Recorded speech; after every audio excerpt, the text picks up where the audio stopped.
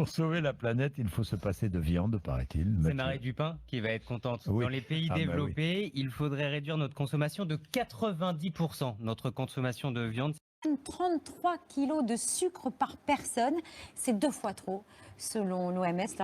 Le gras, c'est la vie. Les études qui associent la consommation de viande rouge au risque de développer certaines maladies se comptent par dizaines.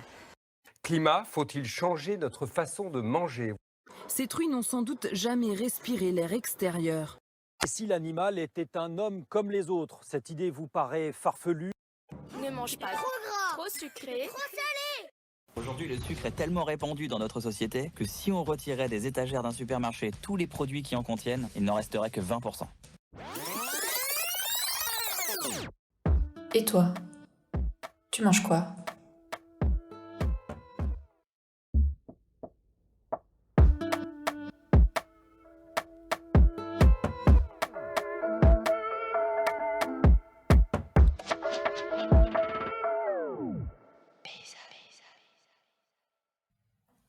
Salut, bienvenue sur Paysanne, c'est parti pour l'enregistrement du 7e épisode.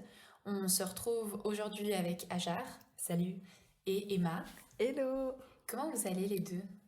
Ça va? Ça va? Et puis toi Emma? Ça va bien aussi, ouais. Ouais. Aujourd'hui c'est aussi la rentrée scolaire, donc un gros big up aux élèves qui se sont levés aujourd'hui pour leur première journée d'école. Vous, c'est pas, enfin pour Ajar, c'est pas tout de suite la rentrée, tu reprends quand? En septembre, mais fin septembre. Fin Donc ça va. septembre. Ouais. Et puis toi Emma, cette année? Je reprends pas. Tu reprends pas? Non, bah, je finis mon travail de bachelor dans 2 mois, à peu près. Ouais. Et puis ensuite, je rentre dans le monde du travail, on espère. Ouais, c'est juste. Et puis ce matin, tu étais en train de t'occuper de tes tomates, qui est ton travail de bachelor, pour ceux et celles Oui. qui ont l'habitude de nous écouter. C'est la cata, je sais pas si les auditoristes se sont essayés à la culture de tomates cette année, mais en tout cas, il y a beaucoup de mildiou, entre autres. Et avec cette année très humide qu'on a eue, et ben c'est la cata. T'as dit il y a beaucoup de quoi? Mildiou, C'est quoi, mildiou? c'est la maladie que j'étude Ah, sur mes tomates. Voilà. elle fait quoi cette maladie? En gros, c'est une maladie fongique qui noircit les feuilles et la tige. Et après, quand la plante est vraiment très malade, les fruits ils sont aussi touchés et du coup, ils deviennent pas comestibles. Et du coup, pour ceux qui ont participé au quiz, il y avait une question justement d'un produit qui est utilisé contre les maladies fongiques, qui est le cuivre que je n'ai pas utilisé du coup. Donc voilà. D'où le fait que cette maladie, Voilà. apparaisse. C'est ça. Ok, alors, pour cet épisode, on va s'intéresser au régime alimentaire au pluriel. Je m'étais dit qu'avant de rentrer justement dans cette discussion, on pourrait peut-être discuter ensemble quels sont les régimes alimentaires qu'on a suivis tout au long de nos années jusqu'à aujourd'hui. Je pense qu'il n'y en a pas forcément que un, ça a dû changer aussi selon les années. Moi, par exemple, petite, je me rappelais que j'allais aux cuisines scolaires, que j'étais inscrite avec ma sœur et que au début, ma mère avait inscrit qu'on mangeait tout sauf le porc, vu que notre maman est musulmane. Et puis, en fait, au fur et à mesure des années, il y a eu justement ce gros problème et puis cette polémique avec la vache folle. On en parlait la dernière fois avec Ajar et du coup mon père a rajouté aussi la viande de bœuf, qu'on ne mangeait pas ça. Donc ça c'était nos tout premiers régimes alimentaires. Et puis qu'ensuite je mangeais vraiment un peu de tout, je touchais un peu à tout. Et puis c'est, je crois, fin 2016, j'étais en année sabbatique et puis j'avais le temps un peu de penser à tout ça. Et j'ai commencé à devenir végétarienne, enfin ça a duré 1 mois. Et puis finalement après je suis devenue végane, puis ça fait maintenant 5 ans que je suis végane, et puis il y a des différences aussi au niveau de la radicalité de ton régime. En tout cas moi je pourrais peut-être en parler une prochaine fois, mais clairement ça a eu des couleurs et puis des degrés différents. Je sais qu'une fois au collège j'avais essayé de devenir végétarienne quand Emma était végétarienne. Ça a duré 2 semaines. Et je trouvais ça fascinant et fou que des gens arrivent et puis finalement moi ça fait maintenant 5 ans après coup que j'ai pu devenir végane. Puis toi Ajar, t'avais connu des régimes différents alimentaires? Ouais, alors depuis toute petite, on mangeait de la viande mais halal, donc parce qu'on est musulmans dans la famille. Et du coup, ça c'était une réalité, c'est sûr. Après, ce qui est assez intéressant, c'est que mon papa, il adore cuisiner et il a toujours été hyper, strict sur le type d'alimentation. Il n'aimait pas en fait qu'on ramène des pizzas surgelées, qu'on fasse des trucs comme ça, ou qu'on aille manger en fait à l'extérieur avec des mauvaises viandes ou des choses comme ça. Donc il était très à cheval sur ça. Et du coup, on mangeait peu de viande. Sur le long terme, on mangeait peut-être de la viande une fois par semaine ou autre. Et puis après, c'est vrai que moi, ma conscience, elle a changé. Quand j'ai commencé à devenir ado, je me posais des questions, mais j'ai toujours continué à manger de la viande. Et c'est venu vraiment la décision de devenir végétarienne quand j'avais 20 ans. J'avais fini le gymnase et puis je me posais des questions sur ça et j'étais là, ça suffit maintenant, enfin non, je peux plus parce que voilà, réflexion ou autre. Et par contre, je mangeais encore un peu de poisson et ça m'arrive encore, mais là maintenant végétarienne depuis un bon moment. Donc voilà. Puis toi, Emma? Moi, je pense que dans ma culture familiale, on a toujours vu la viande comme une récompense. Donc, c'était pas du tout quelque chose qu'on mangeait au quotidien. Chez nous, il y avait un peu le traditionnel poulet du dimanche soir. Donc, le dimanche soir, on faisait un poulet pour toute la famille. Mais à part ça, dans la semaine, on mangeait pas forcément de la viande. Et sinon, à l'extérieur, des fois, ça nous arrivait. Et sinon, du coup, c'était au collège quand j'avais, je pense, 18 ans que je voulais devenir végétarienne parce que j'ai commencé à être conscientisée par rapport à tous les problèmes climatiques qu'il y a eu. Et c'est de ça que Inès parlait avant. C'était justement le fait que moi, j'étais devenue végétarienne, puis j'essayais de communiquer ça à mes proches, etc. Puis Inès, elle était là, je t'admire trop, mais Rose, j'arrive pas. Et du coup, c'est trop drôle parce que maintenant, c'est comme si ça avait shifté parce que du coup, moi, j'ai été végétarienne pendant 1 an et demi, ou je sais plus à peu près combien de temps. Et puis, ensuite, je me suis dit, mais en fait, j'ai pas envie de me prendre la tête et j'ai pas envie d'être mal polie quand on m'invite, etc. Donc, j'ai commencé à remanger de la viande sans la cuisiner, disons plutôt quand j'étais invitée chez les autres et tout. Et puis maintenant, du coup, ça fait pas partie de mon quotidien du tout, mais ça m'arrive d'en manger, donc peut-être que je suis flexitarienne, même si ce terme m'énerve un peu. Donc voilà, on a 3 personnes, 3 régimes alimentaires, et justement, c'est ce que je disais par rapport à Inès, c'est assez drôle, parce que moi, j'étais végétarienne et elle... omnivore, et puis d'un coup, ça a shifté, maintenant c'est toi qui es végane et moi qui suis flexitarienne, donc... c'est bien de voir ça comme quelque chose de super fluide qui change avec notre âge et notre envie de changer le monde ou notre envie de se faire plaisir. Enfin voilà. Ouais, totalement. Et justement, je me disais aussi, peut-être que ce serait intéressant de revenir sur les besoins en termes d'alimentation. Par exemple, quels sont nos besoins quotidiens? Et puis justement, Gérard, tu nous parlais d'une assiette, l'assiette parfaite qu'on peut retrouver sur un site, qu'on pourra remettre aussi en référence. Ouais. Est-ce que tu peux nous en dire plus?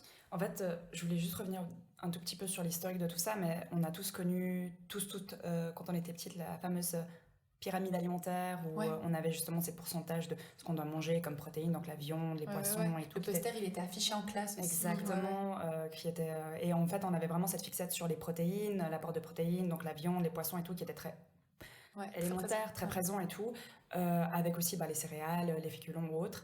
Et c'est vrai que plus on avance dans le temps, plus on se rend compte qu'il y a des choses qu'on a oubliées, qu'on n'a pas pris en compte. Et ce qui est assez intéressant, c'est que voilà, au niveau de l'alimentation, on peut avoir des régimes alimentaires, mais on peut aussi avoir une conscience aussi de ce qu'on veut manger par rapport à l'éthique de l'environnement ou autre. Ça peut être différent, et dans ce contexte-là, il y a quand même des questions à se poser. On mange quoi? On mange comment? C'est aussi pour ça qu'on a créé ce podcast aussi, c'est pour conscientiser tout ça. Et en tout cas, dans le courant de mes études, on a étudié en fait la fameuse assiette qui a été faite par un organisme indépendant qui s'appelle Eat Lancet Report en fait, et en fait qui étudie justement tous les impacts qui prennent en compte en fait notre type d'alimentation pour notre santé, mais aussi les impacts qu'on a avec les limites planétaires actuelles, parce qu'on l'a vu avec nos différents épisodes, l'utilisation d'azote, de phosphore, pour pouvoir justement nourrir soi-disant le sol, mais synthétique, c'est pas durable sur le long terme, mais il y a plein d'autres impacts, le sol, la biodiversité, et toutes ces limites en fait dans cette assiette-là, elles sont prises en compte. Et on se rend compte en fait que, et pour la santé de notre planète, une assiette parfaite, c'est la moitié en volume en fait de légumes et fruits, donc vraiment tout ce qui est végétaux, et le reste on va le compter en calories par contre. Et du coup dans ces calories-là, on va essayer de privilégier tout ce qui est protéines végétales, premièrement, tout ce qui est huile et graisse non saturée. Et du coup, les protéines animales, elles seront en petites portions. Donc, dans toute cette assiette, elles représentent par exemple 7%. Et c'est assez impressionnant parce que même dans ces conditions-là, en fait, on tient un régime alimentaire varié, avec assez de protéines, avec assez de lentilles, en fait, de vitamines et oligoéléments dont on a besoin pour tenir notre journée et notre métabolisme. Et en même temps, on a aussi un impact moindre sur justement notre planète et sur tout le système en fait de consommation qu'on a. Est-ce qu'on pourrait revoir ces assiettes ensemble et peut-être décrire pour l'audio guide, mais par exemple, est-ce qu'on a des exemples des autres pays? À quoi ressemblent les assiettes actuellement? Ouais, alors ce report, en fait, il est accessible, on vous le mettra en bio, le nom vous pouvez vraiment l'avoir dans toutes les langues, donc c'est assez cool et c'est un petit résumé, donc vous n'avez pas besoin d'être hyper connaisseur dans les limites planétaires, dans l'agriculture et tout, pour aller voir juste les assiettes, parce que c'est très imagé et c'est assez intéressant. Mais on voit que par exemple pour l'Amérique du Nord, donc États-Unis, Canada, au niveau de cette assiette, il dépasse de 288% pour les viandes, la limite qu'on devrait avoir. Au niveau des féculents, c'est la même chose, ils sont à plus de 300%, il me semble. Et du coup, pour le reste, par contre, il y a presque rien. Les protéines, justement, d'origine végétale, c'est même pas 1%. Et en fait, c'est clairement pas du tout durable. On voit que dans d'autres pays, par exemple, dans d'autres régions du monde, l'Afrique subsaharienne, par exemple, c'est extrêmement beaucoup les féculents, très peu de viande et très peu de tout le reste. Donc ça a aussi un impact aussi par rapport à leur type d'alimentation et leur type de sol aussi qui ont été dégradés au fur et à mesure et du coup leur régime est sous-alimenté aussi en fait. Mais chez les Américains c'est le cas aussi, c'est pas parce qu'il y a des cas justement de surpoids ou d'obésité que les gens mangent trop et ça veut dire qu'ils ont trop de vitamines en fait, ils sont sous-alimentés aussi, c'est juste un autre impact. Ils sont malnutris en exactement. fait. Ouais. Alors tout ça c'est disponible justement dans le site dont tu nous parlais qu'on mettra en référence. On n'a pas l'assiette qui est notée en tout cas pour l'Europe, mais a priori tu me disais que c'est assez similaire. Assez semblable à l'Amérique du Nord, pas autant parce que voilà, mais ça, on s'y approche et plus les années passent et plus on se rapproche encore de ce type parce que la consommation de viande, que ce soit en Suisse ou en France, elle est assez élevée également. Oui, donc, exactement, très très élevée. Mais par contre, elle diminue. Ouais. En tout cas, je sais qu'en France, ça a diminué de 1,5% depuis l'année passée. Donc, c'est pas énorme, mais c'est déjà mieux de voir ça que le contraire. Et puis, j'avais aussi envie qu'on s'intéresse peut-être aux différents régimes alimentaires. On va peut-être pas pouvoir les revoir tous, mais qu'on en regarde quelques-uns ensemble. Il y a tout d'abord un peu les classiques omnivores. Je pense que ça veut dire que tu manges de tout. Après, il y a... Que ce soit des produits issus de l'exploitation animalière, que des végétaux, légumes, fruits. Super. Après, il y a végétarien, où justement tu supprimes la viande et le poisson. Et puis après, il y a pescitarien, si je prononce bien, où tu manges pas de viande, mais tu manges quand même du poisson. Et après il y a vegan où tu manges aucun produit issu de l'exploitation animale. Et puis après il y a aussi les véganes qui poussent plus loin aussi dans la manière de vivre, c'est-à-dire les habits, la manière de consommer en fait en général, de manière générale. Et après, il y a plein de régimes qui sont plutôt nutritifs, genre keto, ou... Enfin, ça, j'ai pas du tout de détails là-dessus, mais qui mangent plus de noix et qui essayent de se rapprocher, en fait, d'une alimentation comme si on vivait encore dans la nature et qu'on vivait plus de cueillette, etc. Paléolithique, exactement, ouais. Il y a plein de régimes différents par rapport à ça. D'ailleurs, donc, dans ces régimes, Ajar, tu voulais rajouter quelque chose par rapport au régime? Parce que justement, je me dis que typiquement, dans chaque régime, il y a des aliments que tu vas consommer plus que d'autres. Tu vas faire attention à regarder peut-être l'étiquetage. Tu me parlais, Ajar, d'un système, le système Nova, qui permet justement de vérifier aussi de quoi est composé l'aliment. Est-ce que tu peux nous parler un peu plus justement du système Nova, à quoi il est nécessaire, de quoi il t'intéresse? Ce qui est intéressant, c'est que de toute façon, on l'avait vu aussi avec l'épisode avant des labels, la notification, les consommateurs ont besoin de références pour savoir ce qu'ils mangent. Et Emma, je sais pas si tu veux commencer d'abord par parler vite fait un peu du Nutri-Score, vite fait. Parce qu'il y a différents types en fait d'étiquetage pour la nourriture. ABC là. Exactement, ouais. Je sais pas si vous avez déjà remarqué des fois quand on va faire les courses au supermarché, il y a sur le paquet A, B, C, D, et c'est les couleurs vertes, jaune et rouge, il me semble. Enfin, il y a une déclinaison de couleurs entre verte et rouge. Et en fait, moi, je savais pas franchement ce que ça voulait dire. Et puis en fait, du coup, ces lettres, elles indiquent le niveau de transformation de ces aliments. C'est-à-dire que le A, c'est un aliment qui est brut, donc par exemple une pomme, une carotte qui est pas transformée ou peu transformée. Et le D, c'est un aliment qui est ultra transformé. Donc entre le A et le D, on peut voir à peu près qu'est-ce qu'on achète. Et en fait, ça, c'est pour aiguiller le consommateur dans ses achats. Et en fait, c'est quelque chose qui embête beaucoup l'agro-industrie parce qu'en fait, ça rend plus conscients les consommateurs. Et en fait, il me semble qu'il y a aussi exactement la même manière de classifier avec 1, 2, 3, 4. Je ne sais pas si Hajar, tu t'en sais. Donc là, c'est le système Nova. Exactement, c'est la classification Nova, donc N-O-V-A en majuscule. En fait, c'est plus ou moins fait de la même manière. C'est aussi une reconnaissance en fait sur les produits, avec les produits 1 qui sont type brut et jusqu'aux 4 qui sont ultra transformés. Et c'est ceux qui contiennent plus de 5 ingrédients. Et là, on considère justement que c'est tous les biscuits, enfin toutes les choses où quand on tourne l'étiquetage et qu'on regarde ingrédients, c'est une liste infinie en fait de plein de produits où lequel tu dois t'attendre à lire avec plein de chiffres et de lettres et tu comprends rien. Donc ça c'est ultra transformé et du coup par conséquent déconseillé en fait pour l'alimentation parce que c'est ceux qui ont le moins de valeur nutritive réelle pour notre corps en fait. Bourré de sucre, bourré d'acide, enfin d'huile saturée, enfin des choses qui sont déconseillées pour notre alimentation. Mais est-ce que tous les produits, nous, qu'on va au supermarché, est-ce que tous les produits qu'on achète, on pourra avoir ces étiquetages pour pouvoir... Du coup, c'est quels produits qui ont... En fait, l'Union européenne veut instaurer justement cette obligation dans toutes les produits et tout. Donc, quand on va faire les courses en France ou ailleurs, on aura plus facilement ces A, B, C, D, E et tout. Mais par contre, en Suisse, c'est pas trop le cas. Du coup, les produits français, oui. Mais en fait, c'était ça un peu le problème avec ces notifications... Enfin, ce Nutri-Score, c'est que c'est les agroalimentaires assez riches et puissants qui ont décidé en fait de reprendre un peu le revers. Donc Nestlé et tous les autres qui eux utilisent bien en fait ce Nutri-Score pour bien le mettre en valeur sur leurs produits qui sont très classifiés bien, bénéfiques. Donc la majorité c'est des yogourts, des choses simples parce qu'on sait que c'est très peu transformé.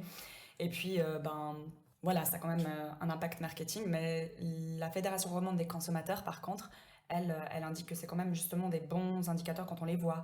Donc le consommateur-consommatrice va pouvoir quand même être indiqué exactement. Ouais.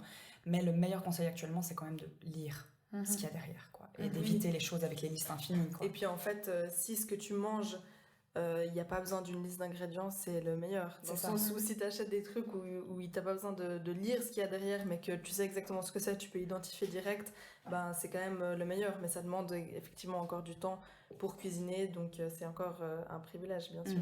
Bien sûr. Pourquoi c'était important pour vous qu'on dédie un épisode de cette première saison au régime alimentaire ? Si je peux commencer, moi je trouve super intéressant de donner un petit peu en fait une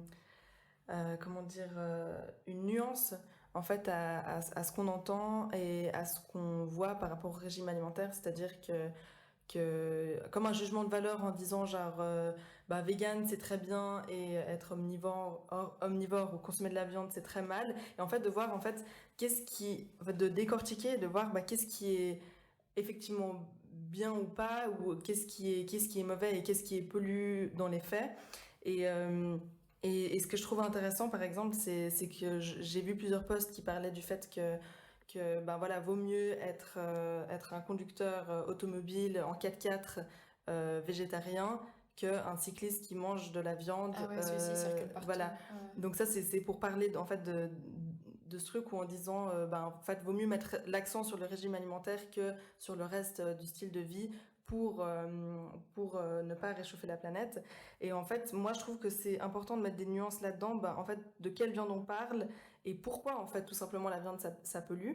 Donc, par exemple, on parle beaucoup du bœuf. Donc, le bœuf, c'est toute la viande bovine. C'est ce qui pollue le plus parce qu'en fait, de par son élevage, l'animal, il rejette beaucoup de méthane et c'est ça qui produit des gaz à effet de serre.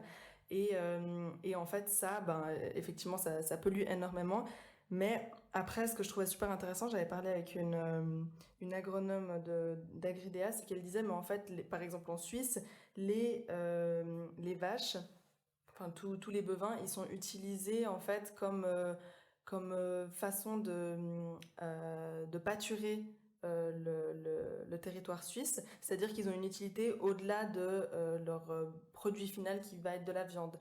Donc on aura besoin d'eux pour manger une prairie et pour faire que le paysage soit agréable à regarder et éviter que en fait il y ait des ronces, etc. qui s'installent.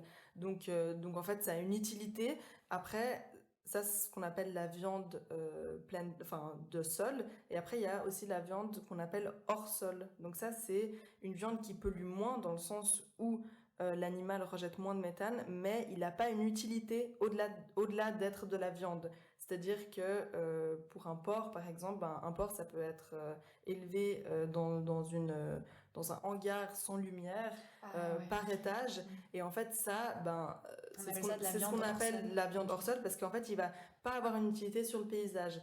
Peut-être que dans une ferme, en fait, il aura une utilité de recyclage ou de valorisation des produits de ferme, mais en fait c'est ça que j'essaye d'exprimer, c'est de dire que est-ce que l'animal s'inscrit dans un cycle ou est-ce que l'élevage il est complètement en dehors du cycle, parce que si c'est un élevage, par exemple les grands élevages bovins qu'il y a aux États-Unis, en fait c'est extrêmement polluant.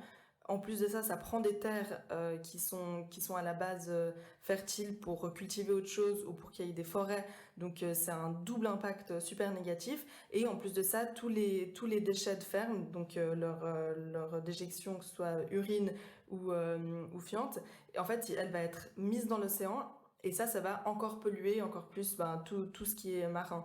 Donc ça, c'est vraiment un désastre écologique. Mais quand on pense à une ferme dite traditionnelle, donc ça veut dire en polyculture et élevage, il me semble qu'on avait déjà expliqué un peu ce que c'était dans d'autres épisodes, en fait, l'animal, il va servir à valoriser ce qu'on ne pourrait pas valoriser autrement. Et en fait, ces déjections, elles seront aussi utilisées pour pouvoir cultiver des légumes. Donc ça rentrera dans un cycle. Donc en fait, tout ce que je voulais dire par rapport à ça, c'est faire une nuance entre est-ce que je mange un animal qui s'inscrit dans un cycle ou est-ce que je mange un animal qui a été vraiment sorti du cycle et qui fait que polluer en fait. Et je pense que de manière un peu métaphysique, quelque chose qu'on pourra jamais prouver, je pense que ça nous nourrit aussi différemment de manger des aliments qui sont inscrits dans un cycle, qui sont en exactement. dehors du cycle. Tu penses qu'il y a une différence Moi, je pense au niveau de l'énergie qu'on met dedans et l'énergie après qu'on met dans notre corps, mais ça reste à prouver. Mais c'est drôle que tu racontes ça parce que moi, je viens de terminer en fait un manga dont je parle souvent aussi sur les réseaux sociaux qui s'appelle Promise Neverland. Et en fait, dans Promise Neverland, tu suis un groupe de 3 enfants qui ont 12 ans, dont une héroïne qui s'appelle Emma. Et en fait, ils grandissent dans un orphelinat, ce qui pense être un orphelinat avec des conditions mais merveilleuses. Sauf qu'au bout des 12 ans, si personne t'a adopté, on t'emmène vers une famille, puis voilà, tu quittes l'orphelinat. Mais Emma et puis ses 2 amis, en fait, apprennent qu'ils sont absolument pas dans un orphelinat. En fait, ils sont du bétail et voilà, ils sont élevés pour ensuite être vendus à des monstres qu'ils appellent démons et qui vont les manger. Et ils ont besoin d'être élevés dans des super bonnes conditions parce que la viande, elle a une meilleure qualité. Donc c'est pour ça que ça me faisait penser à ce que tu disais. Ouais. Et en fait, en parallèle, tu as d'autres fermes avec d'autres enfants, mais qui sont qui grandissent avec des conditions atroces. Comme par exemple, tu nous parlais d'exemple des cochons dans un hangar avec pas de lumière, sur étage. Et eux, la qualité de la viande, elle est moins bonne. Donc du coup, c'est vraiment des questions, j'ai l'impression, qui sont actuelles et partout. Enfin, on voit, nous, dans nos milieux, nos amis, tout le monde adopte des régimes alimentaires différents. On essaye d'être hyper conscient par rapport à ça. Et en même temps, moi, je fais aussi partie de ces gens. Des fois, j'ai besoin de ma comfort food et je vais me prendre un burger qui est absolument pas du tout vert, écolo, et qui s'inscrit dans aucune espèce de dynamique éthique. Et ouais, c'est pour ça que moi, personnellement, ça me semble hyper intéressant de parler des régimes alimentaires. Parce que aussi, il n'y a pas forcément... La responsabilité individuelle, elle se situe où? Qu'est-ce qu'on est capable, nous, de faire à notre échelle? Peut-être qu'ensemble, justement, quand on s'organise, qu'on fait un peu de casse sur ce genre de sujet, on crée de la force. Enfin, en tout cas, c'est mon ressenti. Et puis, espérer que ça va faire, tu sais, comme quand tu lances ta pierre et que ça fait des ricochets, des vagues et que ça va continuer un petit peu partout. Toi, Jare, pourquoi tu avais l'impression que c'était important de dédier cet épisode? Je pense que c'est vraiment quelque chose de très commun, en tout cas dans nos générations, de se poser des questions sur ce qu'on mange. Et je pense qu'il y a plein de dynamiques différentes, en fait. Et c'est ça qui est intéressant, c'est que nous, on vient avec ce podcast, on n'est pas jugeante. Enfin, on sait qu'il y a des gens qui mangent de la viande, t'en manges 5 fois par jour. This is your life. Et nous, on est là juste pour donner un peu nos idées, ce qu'on sait. Et en même temps, on est quand même là aussi pour montrer un peu nos convictions, parce qu'on a quand même des régimes alimentaires qui sont choisis, qui sont conscients. Et je trouve ça assez intéressant parce que c'est vrai que ces débats, ils sont très, on en parlait juste avant, mais émotionnels, parce qu'il n'y a pas que la dimension de la planète ou même juste manger pour ta propre santé quand tu penses juste à ta santé, mais il y a aussi des dimensions éthiques et profondes à l'intérieur, même dans le courant du véganisme, c'est vraiment au niveau éthique. Très important, puis même d'autres régimes alimentaires dont on n'a peut-être pas forcément parlé, mais que ce soit religieux par exemple, comme certains bouddhistes, hindouistes ou musulmans, juifs qui ont un régime particulier. J'en oublie certainement d'autres et je m'excuse, mais voilà. Et c'est pour montrer en fait que tout le régime alimentaire déjà de base a une dimension assez intéressante. Quand on regarde par exemple le rapport que les hindous ils ont avec les vivants, et justement cette importance, on la retrouve aussi beaucoup avec le courant du véganisme par exemple. Puis je pense que moi, je trouvais ça hyper intéressant de parler de tout ça. Après, de mon côté, je trouve que Emma, ce qu'elle a dit, c'était super intéressant et super vrai parce que je pense que inconsciemment, quand on ingère de la viande qui est dans un magasin, par exemple, qui est déjà en petits morceaux, en action, on te dit viande de porc, viande de bœuf, poulet ou autre. Ça n'a pas du tout la même dimension quand tu le cuisines que quand tu vas à la ferme, et puis que quand tu vas à la ferme chez ton fermier, tu vois les animaux qui ont grandi, puis après à la fin tu sais qu'il est mort effectivement, mais tu as vu les autres, tu as vu comment le cycle de vie aussi se passe. Et je pense que l'impact aussi quand tu manges cette viande il est différent, même sur toi-même, et quand tu parles de métaphysique, alors oui ça sera jamais prouvé et tout, mais je te soutiens grave sur ton idée parce que c'est trop vrai. Je pense que même nous inconsciemment, et même le système agroalimentaire veut aussi créer ça, cette dissonance un peu connectée entre la réalité de manger de la viande et donc de tuer des êtres vivants et le fait qu'on le fait sans se rendre compte en allant acheter un burger. Et c'est aussi difficile pour les personnes comme nous, qui sommes déjà d'une part privilégiées entre guillemets parce qu'on peut se poser les questions de tout ça, mais aussi qui vivons aussi dans ce système. Et comme tu dis, t'es pas bien sûr là, t'as envie de ta comfort food et puis tu t'achètes un truc et puis après t'es un peu entre les deux et c'est la vie parce que c'est beaucoup plus... toutes ces dynamiques, elles sont beaucoup plus puissantes que nous-mêmes, en tant qu'individus. Et l'élément de groupe, il est hyper important parce qu'il faut qu'on se soutienne tous et toutes, mais qu'on aille en fait vers une direction où on se pose des questions. Oui, et puis surtout que j'ai l'impression, moi en tout cas, quand j'avais été végétarienne, qui paraissait être super radical pour certaines à l'époque dans mes discussions, alors qu'en fait je me rends compte que c'est pas du tout radical. C'est bien au contraire, il y a plein de choses qui le sont beaucoup plus dans le bon sens du terme. Et en fait, il me pointait toutes les incohérences en disant genre ah mais ça en fait si t'es végétarienne tu penses pas au produit. Et puis je pense que c'est ça la police en fait. Et j'imagine qu'en tant que végane, Inès, t'as été confrontée à beaucoup de personnes qui sont là ah mais t'es végane mais tu non. Et en fait c'est super fatigant parce que rien n'est cohérent dans ce monde parce qu'on est vraiment né dans un monde qui est assez fucked up, et en plus de l'être, on le sait qu'il est fucked up parce qu'on a des informations sans cesse, et du coup c'est impossible d'être cohérente, n'importe quel que soit ton régime alimentaire, et en fait c'est super fatigant de devoir être confronté aux autres qui te le pointent du doigt et d'être là, en fait je m'en fous de ton avis tout simplement. Mais c'est vrai que c'est la raison pour laquelle nous trois, on décide vraiment de mettre un point d'honneur sur le fait qu'on n'est pas jugeante, parce qu'en fait, genre, on n'est personne pour juger quiconque, parce qu'en fait, nous-mêmes, on vit pas une vie cohérente, et pour pouvoir vivre une vie qui soit alignée avec nos valeurs, bah, en fait, il faudrait qu'on vive pas ici, quoi. Dans une communauté fermée, entre nous. Et je crois qu'on n'a pas envie de ça, ou qu'on n'a pas l'énergie de ça pour l'instant, en tout cas. Mais c'est vrai que moi, je suis radicalement persuadée que la révolution passera aussi dans nos assiettes. Ouais. Mais qu'en fait, surtout dans nos assiettes, mais qu'en fait, c'est éprouvant et c'est fatigant. Parce que depuis que je suis devenue végane, manger chez les gens, manger avec les gens, c'était en fait des discussions, c'est politique tout le temps. Mais du coup, tu manges en fait ça, mais du coup, tu t'assieds dans des voitures où c'est en cuir, mais du coup. Et en fait, c'est des séries tout le temps, et ça te mitraille à chaque fois de questions. Et en fait, t'es jamais posé avec tes amis en train de prendre un apéro ou dans ta famille, en fait. Parce que je parle des amis, mais la famille aussi s'amuse. Et on vérifie à ta place que tu sois vraiment en train de suivre le régime en question. Parce qu'on parle du véganisme, on peut parler du végétarisme, et je pense de plein d'autres régimes alimentaires. C'est émotionnel, en fait. Exactement. Et c'est ça que je trouve dingue avec les régimes alimentaires. Et une part de moi pense aussi que ça a remplacé les religions, dans le sens où actuellement, on n'a plus forcément la foi. Disons que moi, je connais peu de personnes qui ont une religion, qui suivent les principes au quotidien. Et en fait, c'est comme si ce dogme religieux avait été remplacé par un dogme de style de vie et de comment c'est bien ou pas bien de vivre. Et qu'en fait, c'est pour ça que c'est si émotionnel, c'est que ça remet en question en fait tous nos choix qu'on fait, même pas une fois par jour, mais 18 fois par jour en fait. Et du coup, c'est pour ça que quand t'es frustré de ça, et ben en fait t'as envie de faire la police pour tout le monde autour de toi, mais c'est vrai que c'est éprouvant, quoi. Grave. Et puis surtout, ça commence si tôt. Moi je faisais partie de cette génération qui a été biberonnée à Midi les Zouzous, Cartoon Network et compagnie. Enfin, déjà les pubs pour les enfants, c'était les produits laitiers. Enfin, c'est dingue, tu vois, le jingle il nous est resté en tête, tu vois. Et t'es petit, t'es enfant, tu t'entends déjà tout ça, et on t'a déjà associé à tout ça, et tu continues en fait. Puis après, tu veux déconstruire en fait les premiers apprentissages, et en fait, c'est du politique dans l'intime, et on en revient toujours à ça. Et c'est éprouvant et c'est fatigant. Donc clairement, comme tu disais, Aja, on sent qu'il faut être aussi, il faut avoir une part de privilégié pour pouvoir s'autoriser à se poser ces questions, parce que juste, c'est éprouvant de le faire. Bien sûr. Oui, et puis je pense que par rapport aux produits laitiers, justement, il y a le fait qu'en fait les produits laitiers, ça a été prouvé que c'est pas bon pour notre organisme, qu'à partir de 3 ans, on n'a plus les enzymes, etc.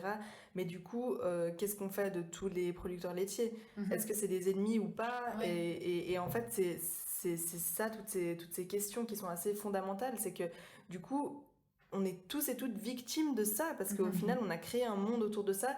Comment faire pour stopper ça ? Et c'est ça, pour moi, aussi une des raisons pour lesquelles je voulais faire ce podcast, c'est par rapport à la condition humaine et animale, en fait, c'est que des fois, on parle de la condition animale, mais en fait, quelle est la condition humaine par rapport à la les gens qui sont derrière, par rapport à l'agriculture des produits, je sais pas, de type noix de cajou, ou bien justement toutes un peu ces alternatives véganes c'est super que ça existe, mais en fait du coup comment on fait par rapport aux humains qui travaillent derrière, et à l'agriculture en fait qui est vraiment essoufflée. Et puis des personnes qui dépendent de ça pour pouvoir vivre, et que ça fait des années qu'il n'y a pas de solutions qui sont proposées. C'est ça, et puis en fait, il faudrait réviser tout le système alimentaire, que ce soit le système des produits animaux, végétaux, et puis Ajar me disait justement que en fait, aux États-Unis, il y a plus de 52% du territoire agricole qui est utilisé pour faire du sirop de maïs. C'est ça. C'est et le sirop de maïs, qui est aussi appelé pour pas faire peur, justement, parce qu'il était on pointait du doigt le sirop de maïs. C'est le sirop de glucose fructose que vous trouvez partout, donc dans tout ce que vous cherchez en fait dans vos ingrédients quand vous voyez ces produits ultra transformés. Et c'est un des trucs les plus problématiques pour notre alimentation. C'est un probable cancérogène, mais ça n'a jamais été prouvé, parce que voilà, c'est quand même beaucoup d'argent, on va pas se leurrer, il y a des lobbies derrière et tout, et les études sont ciblées aussi par rapport à ça. Et c'est aussi une catastrophe écologique, parce que c'est des hectares et des hectares et des hectares de maïs EGM, bien sûr. Et de toute façon, c'est tout un système qui est imbriqué maintenant, et c'est hyper difficile. Et en comparaison, oui, c'est ça, c'est qu'en comparaison, il y a moins de 2% de ces mêmes terres agricoles qui sont utilisées pour les fruits et les légumes. aux États-Unis. Donc de 52%, 52% à 2%, ça fait pour mal. le sirop de glucose et 2% pour fruits et légumes. Donc en fait, on mettra une vidéo en lien qui explique bien qu'il y a vraiment des rouages derrière de lobby agro-industrie qui sont faits pour nous nourrir super mal, gagner de l'argent dans des domaines mais très peu d'argent dans d'autres domaines, et qu'en fait nous on n'y peut un peu rien, et que justement d'aller à contre-courant de ça demande énormément d'énergie, parce qu'en fait tout est fait pour qu'on consomme de cette manière-là, c'est-à-dire la plus malsaine possible pour notre corps et pour l'environnement. Mais la plus fructueuse possible pour le système économique. Enfin, c'est ça, c'est qu'on fait passer l'économie dans notre société avant l'humain, avant l'éthique, avant tout, enfin, avant les relations et tout le contexte. Et pour changer ça, enfin, ça demande justement une révolution pour tout. Ouais. Et ça pose beaucoup de questions. Donc être intègre avec toutes les valeurs qu'on a actuellement, enfin, faut aller se mettre dans une grotte et puis être chasseur-cueilleur et c'est tout. Enfin, et ça, c'est juste pas possible si on veut conscientiser les gens et faire changer les choses en gros mouvement. Ça aussi, c'est une réalité. Ouais, c'est fou. Des fois, je me dis que ce serait bien de peut-être moins vérifier chacune individuellement où on en est dans les régimes qu'on a dit qu'on menait, et peut-être plus de s'entraider et de s'aider. Après, je sais que moi aussi, je faisais partie de ces gens. Des fois, tu as vraiment besoin de radicalité autour de toi, et tu as besoin que le changement s'opère là, maintenant, tout de suite, parce que t'en peux plus. Mais et c'est bien pour ça que ça change aussi. C'est parce qu'il y a des personnes radicales qui continuent de l'être intransigeantes, et on remercie ces personnes. Et c'est vrai que c'est comme dans tous les mouvements sociétaux, il faut de la radicalité, mais il faut aussi une souplesse et une humanité d'un autre côté. Super, on arrive au bout de ce 7e épisode. Et toi, tu manges quoi? Tu peux nous écrire, nous donner aussi ton régime alimentaire. Peut-être qu'il a changé, il changera peut-être aussi les prochaines années. On te souhaite une bonne suite et puis à la prochaine pour le 8e épisode. Bon appétit. Bon app.